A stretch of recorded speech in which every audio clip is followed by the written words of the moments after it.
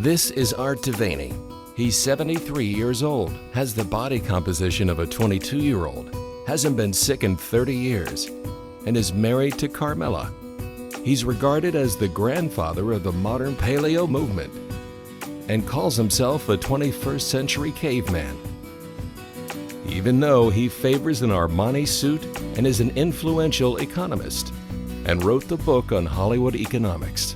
30 years ago, when his son was diagnosed with type 1 diabetes, he went on a mission to help his child by learning everything he could about metabolism and how it affects health and longevity. He used his research skills and statistical models to track how different foods affect insulin levels. He made a revolutionary discovery that changed their lives and will change yours.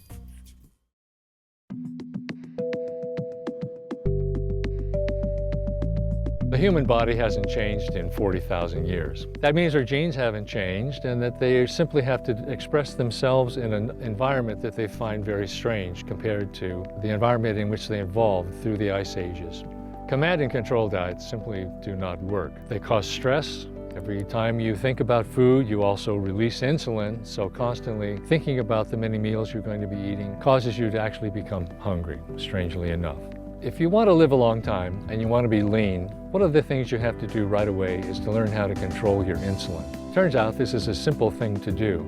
Once your body composition hits the right level, your insulin will properly send nutrients where they belong, not to your fat cells, but to your brain, your muscle, and your nervous system. You do that by simply taking note of the kind of foods that you eat and gradually eliminating the offending carbohydrates. You can do this yourself by testing your own blood sugar, or you can simply start with the original human diet that all humans ate for 3 million years or so. That means you start with the basic food groups that are available during the Paleolithic. In other words, vegetables, lean meats, seafood, fruits, although sparing because modern fruits are rather sugary, topped off with nuts and then some wonderful spices for antioxidants and flavor.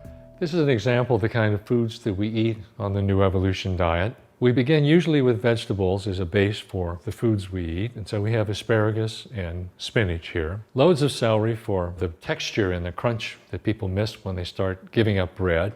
Artichoke hearts also, which are wonderfully fibrous. Olives, and then of course prepared chicken with lots of garlic, lightly grilled in the pan. Salmon, which is the prime food that we tend to eat. We love salmon, we eat lots of it. And it's all topped off with fresh fruits.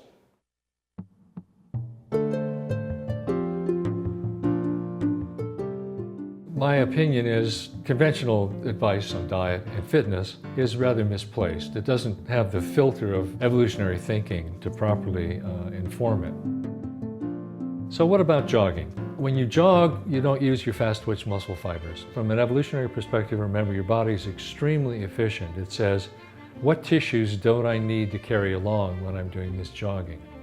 And the answer is your fast-twitch muscle fibers. You're exercising, but you're actually losing the premium quality muscle that you want to have for the rest of your life. That's what gives you balance, quickness, and strength.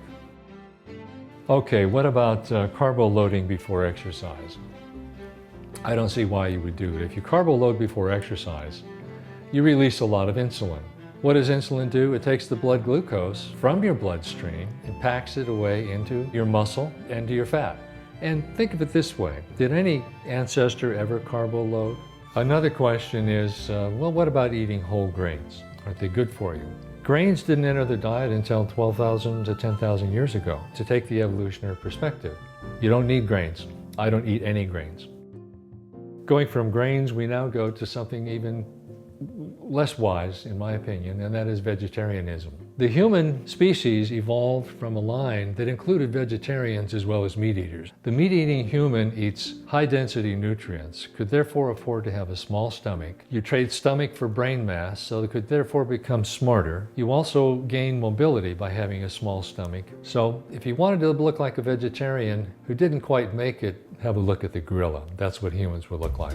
I think if you want to live a long time in the kind of health that I've been lucky enough to enjoy, you want to buy the New Evolution diet and see how easy it is to do this. Great workout.